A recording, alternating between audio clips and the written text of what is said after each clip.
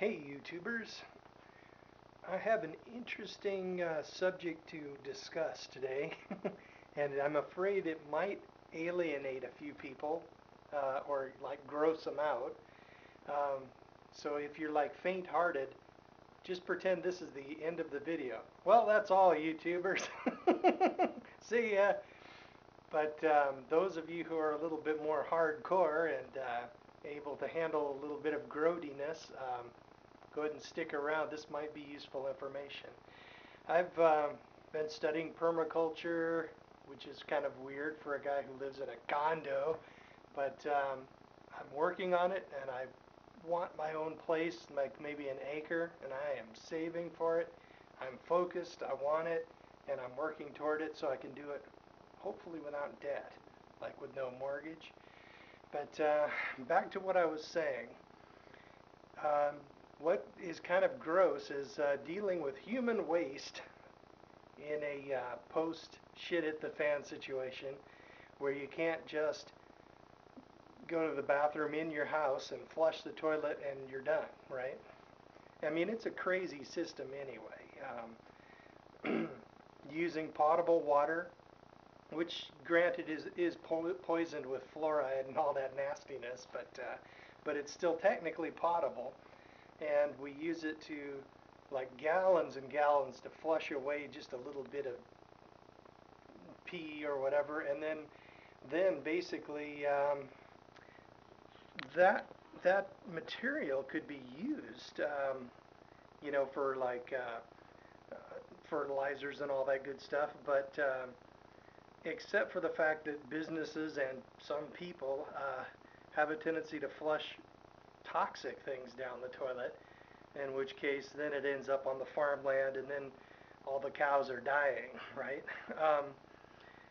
So anyway, but there's a better way to handle it, and in a which would never, of course, occur, but in a post shit at the fan situation where you don't have hundreds of gallons of fresh water to just flush away every day, there is other ways of doing it, and one of them is called a tree bog, and I'm not sure if you guys have heard of this before, but it's basically like an outhouse plant that's set up next to a willow tree, and there's a few other types of trees that are able to do this little trick as well.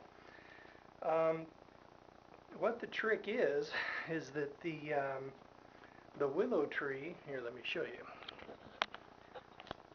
The willow tree has this funky ability to, I mean, it's usually a really nasty, horrible thing that willow trees do. For example, sewer pipes in houses, if they're like leaking a little bit, a willow tree root will sense that moisture and then pry those old clay pipes apart and then invade the pipes and then clog up your your sewer. So, but in this case, we are using the willow tree in a better way.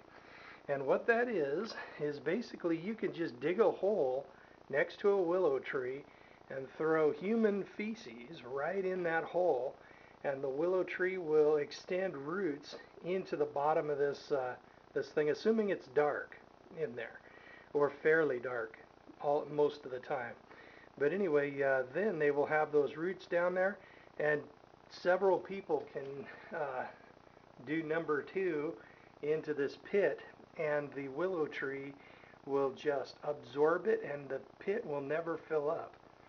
And then what happens is that material is metabolized by the tree and brought up into the tree's systems, and then they're used to like create more foliage and more leaves and more branches and everything, and then the tree just explodes with growth, and then basically at the end of the year, or it drops all of those leaves, and plus you can take a machete and chop and drop a lot of that foliage and use it as an organic mulch, and you can actually throw it on your garden beds and do all kinds of stuff. And once it goes through the tree's metabolism, any pathogens that that would kill humans are basically just sort of filtered out and metabolized. So that is how you can take care of number two. And there's a bunch of different trees that do that, but a lot of trees will not do that. They will poke a root out there cautiously and sense that that's not something they want to deal with, and then they'll grow all over the place, but your pit will then fill up. So, oh, and also at the end of the year, you can actually chop, once this tree starts going dormant, you can actually chop pieces off of it and cut and stack it for firewood, and then the next year it will begin growing again. You might not want to be too aggressive with it if you're using it for this, because if you chop off a lot of foliage, it won't need a lot of root. So basically your best bet is just to keep it mostly trimmed down, and then of course rake up all those leaves, throw that in your compost, throw that on your garden beds, and it is highly cool. Now, here is my poor rendition of an outhouse. There's the little moon in the door. But there is another feature that I would like to add to the tree bog here. If you do number one and number two in the same place, it mixes together and sort of reacts in some crazy chemical reaction. And you guys have all smelled like outside toilets before, where people take a leak and take a dump into the same pit, and the smell is indescribable. And in fact, nobody needs to describe it, because pretty much everybody has smelled it before. Back in the military, once or twice, I've actually put on my protective mask to go in a place like that. Works really good, filters it right out. Now, here is a close-up of the actual sit-down toilet part, right? This tank here is on the outside of the the outhouse, right? And your feet sort of go here and you sit down there, right? Now, this is what they call a urine diversion system. Now, I think I saw a peak moment episode. It's a sort of a more of a left-wingish prepper show, but it's about how people can react, can adapt to the new situation after peak oil and all that stuff. Well, anyway, the urine diversion systems can be Googled and whatnot, and I might stick a link in there if I think of it. But anyway, you sit down. Even if you're a guy, both women and men sit down in this system. Of course, when you do number two, it just drops down into the pit, right? Now, if you're a guy, of course, you just take a leak, drops into the funnel here, and then starts filling this tank on the outside of the outhouse, right?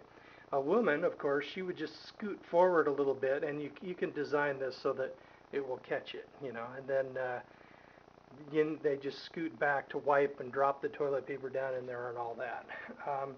Now, in the summertime when it's hot, right, you have odor problems, because when things get hot, if they smell bad, they smell 10 times worse, right?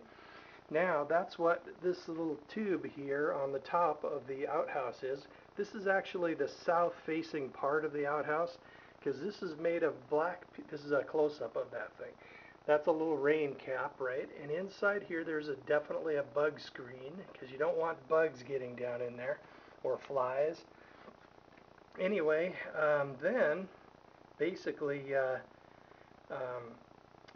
this is black PVC, so when the sun shines on it, because it's on the south side of the outhouse, and since of course in the summertime the sun shines more brightly, and it would then draw more, right? Basically, the air inside here heats up, pulls up, it starts going upward, right?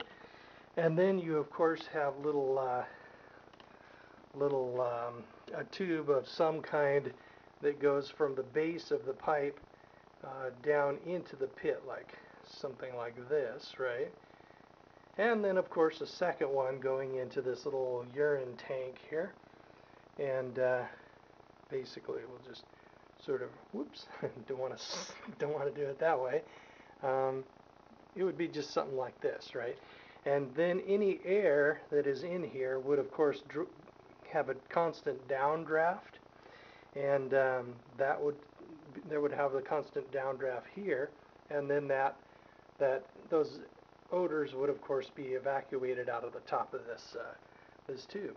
Now, of course, in the wintertime, when the sun isn't as bright, it's not as hot either, so therefore the smell's lower, and basically, but when it warms up, of course, it would go into high gear because you would have a better flow. So but okay, so that's the system for the number 2 right there. Now, what do you do with this urine, right?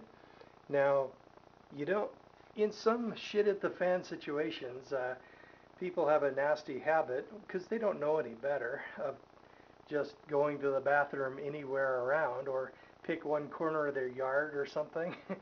And that's like, I mean, it draws flies and all kinds of just nasty, horrible things. But anyway, in a situation like this, if you had this system, you wouldn't have to deal with that.